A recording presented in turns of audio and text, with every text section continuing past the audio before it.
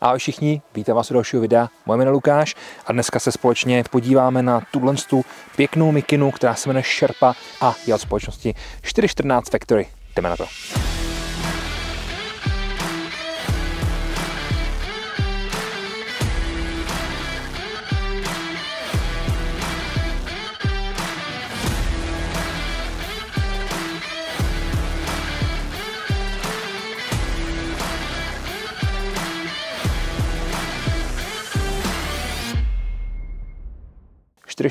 Factory nebo 414 Factory, zkrátka je, jak chcete, je společnost, která je u nás relativně nová, ale ty věci stojí za to. My se tady dneska podíváme na Polar Fleece Sherpa, což je taková nejtěžší mikina, říkám nejtěžší, jde o to, že ten materiál je tady nejhutnější, kterou ta společnost vyrábí. Je z materiálu fleece, což už je tak nějak asi na první pohled vidět, já to budu muset zkrátit, protože začíná celkem dost sněžit.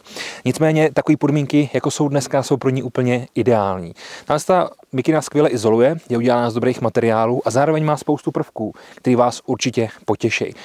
Pořizovací cena téhle mikiny je 3750 korun a je standardně ve velikostech S až XL, takže si můžete vybrat. Já mám momentálně na sobě teďka XL a mám nějakých 185 cm a asi 107 kg, něco takového zkrátka.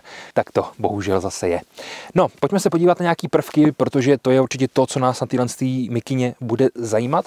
Když napnu ruce před sebe, rád bych hodnotil tu kvalitu toho střihu a tu volnost toho pohybu. Takže když napnu ruce před sebe, tak jak je vidět, tak ta mikina nemá úplně tendenci někam cestovat. Dobře, trošku se mi dole zvedá, nicméně potím nějaké další vrstvy, abych se tady trošku zahřál, protože je -5 a není to úplně příjemný.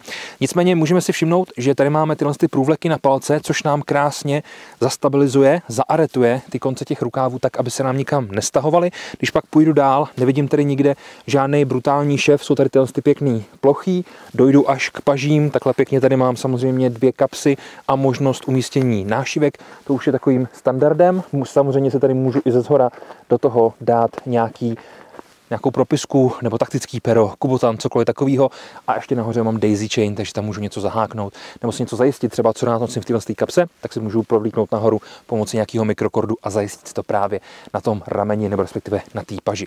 Když pak půjdu nahoru, je vidět, že ten materiál je trošičku odolnější vůči vlhkosti, vůči vodě a takovýmhle různým vlivům. Samozřejmě nikde nemám na ramenou žádný švy, to by bylo nepříjemný, protože když budu mít přesto nějaký nosič nebo batoh, cokoliv takového, tak to může tlačit a dostávalo by to třeba tu vlhkost zase skrz ty švy hloubš k nám, což určitě nechceme.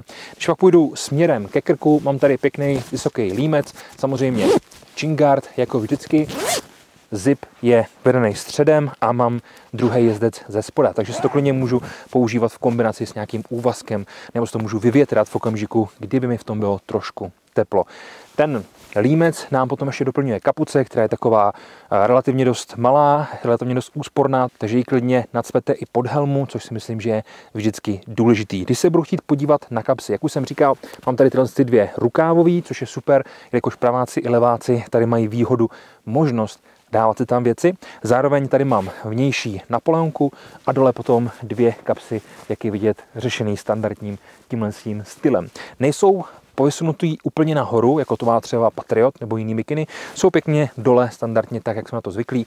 Takže pro ty z vás, kteří to nemají rádi, tak tady máte tuhle možnost. Když si tu mikinu rozepnu, uvnitř mám jednu takovouhle a druhou podobnou kapsu, nebo stejnou kapsu. Tyhle kapsy jsou udělané na to, abyste tam mohli si do toho dávat třeba čepici, rukavice, cokoliv takového, nebo nějaký drobnosti, které se vám třeba už sem úplně nevešly. Což si myslím, že je super. Zároveň tahle část je udělaná ze síťoviny, takže když vám bude teplo, stačí si to jenom rozepnout a skrz ty kapsy vám to bude pěkně větrat, což si myslím, že je zase hezky vyřešený. Když se pak zaměříme na tyhle boční panely, tak ty jsou udělané z maličko lepšího materiálu a lepšího především teda v tom, že sice není tak hutný, není to tak silný materiál, který by tak dobře izoloval, ale je elastický a zároveň dokáže větrat. Takže v těch oblastech, já můžu úplně v pohodě počítat s tím, že mi to bude tu tělesnou vlhkost vyvětrávat, odvětrávat ven, což je samozřejmě velice důležitý.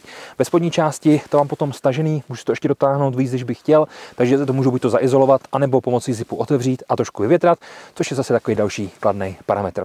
Přátelé, já si myslím, že o téhle mikině už to bude všechno. Jmenuje se Sherpa Polar Fleece, je od společnosti 414 Factory a viděli jste to u nás na kanále Toppermy Shopu nahoře fíčku, dole v popisku videa jako vždycky odkazy a to už bude pro dnešek všechno. Díky moc, mějte se krásně a někdy příště.